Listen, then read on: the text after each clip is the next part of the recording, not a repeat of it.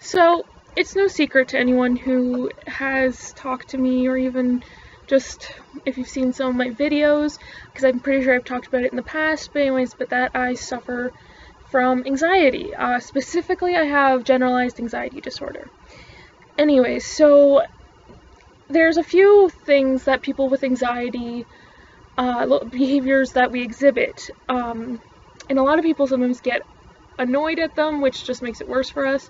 But basically, people with anxiety tend to apologize all the time. We're constantly saying, I'm sorry. Even for stuff that, like, why the hell are you apologizing for it? Like, I remember one time, actually just the other day, I was getting on the bus, and all the seats were pretty much filled up.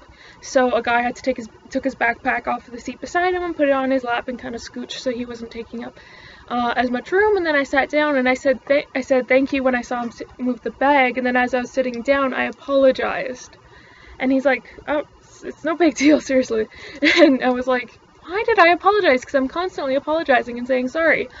And another thing is when we're getting told that we did something wrong, we'll often be like, yeah, I know, I'm sorry, stuff like that. Because oftentimes, especially if we have other illnesses that cause impulsivity or whatever, it makes it very difficult to think, and so we'll make mistakes quite often, and we know it's wrong, that what we're doing, and trust me, we beat ourselves up. You don't have to do it for us.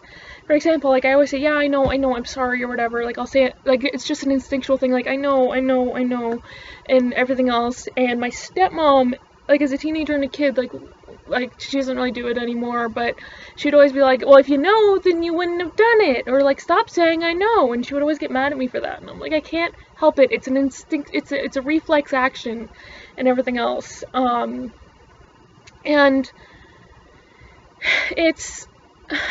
sometimes we will blabber on, and it would just, because we can't stand the silence, because we feel like, because there's, low self-esteem or something. This isn't, you don't even have to have anxiety to have this behavior, but it's like low self-esteem. You think that the silence is awkward and they're not going to want to be around you unless you're having a meaningful and enjoyable conversation.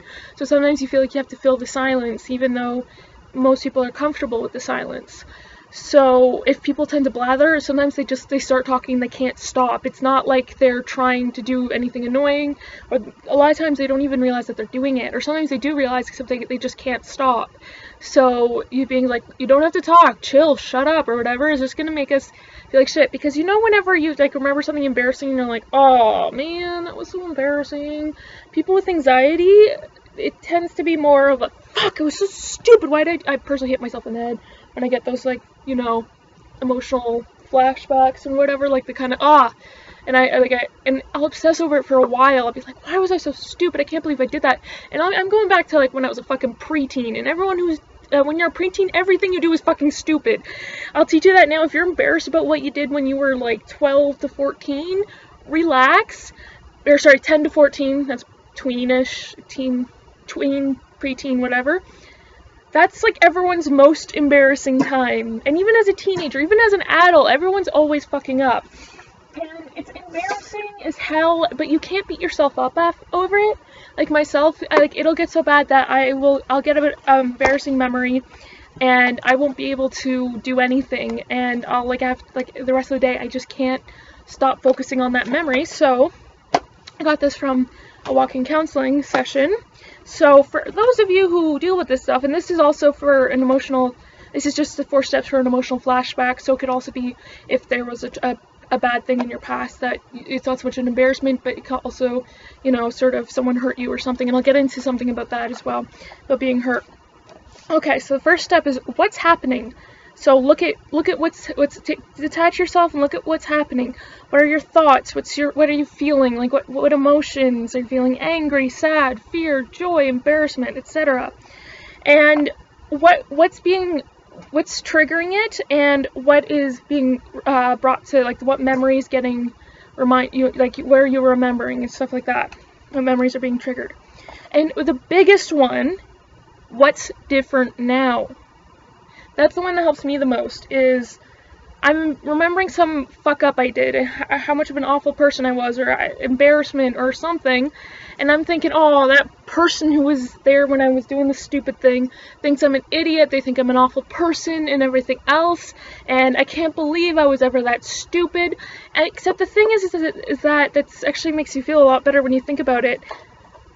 I'm a different person. I've learned from my mistake. I fucked up, sure, but I grew from that.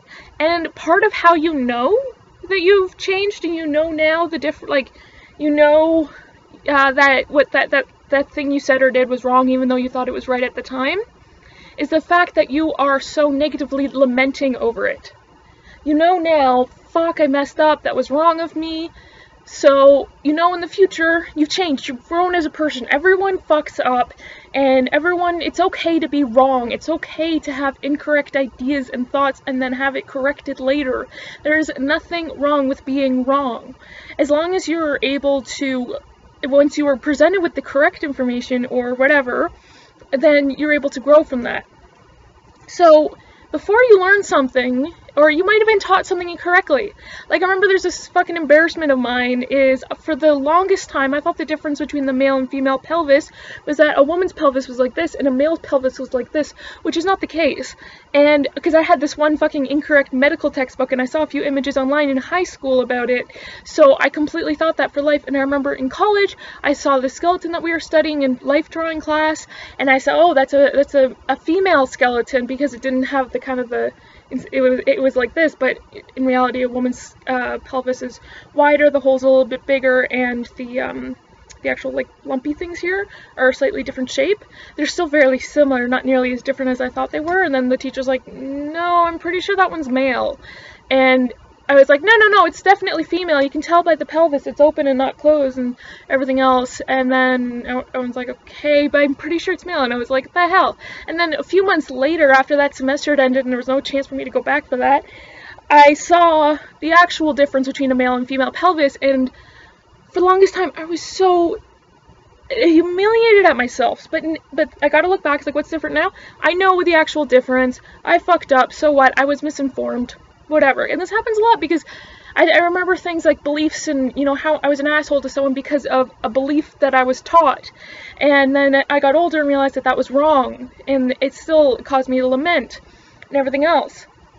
And then the final one is after you've gone through this emotional flashback and you've kind of, you know, you've taken yourself aside from it and said, okay, this is what I'm feeling, but look how different I am now. Look how I've grown from where I was when I did that embarrassing thing. And then afterwards, it's kind of a bit emotionally draining. What do you need to do right now to make yourself, to help yourself or make yourself feel better? You know, maybe do something to make you feel like you're accomplishing something, or you're capable, or even just, you know, just something to make you feel better, like playing with your animal, or talking to somebody, or going on Tumblr, or watching a movie, going for a walk, whatever makes you feel better. And there's nothing wrong with having to take that moment to yourself, to listen to some music even, or just do something to get yourself out of that anxious moment. Now, about fucking up and hurting people in the past, and about learning about how you're different now and everything else, actually, no, I'm gonna make this a whole other video that I'll upload right after this, and I'll link in the description, actually, because I feel like this deserves its own video. Also, I may have done a video about this before, so I will also check through my videos before I record this to see if I've talked about it. But it's gonna be about saying sorry, because I feel like I might have made a video, but anyways, thanks for watching about anxiety, and please be understanding. We don't want to be an anxious, nervous wreck, and we feel like we're annoying everyone all the time.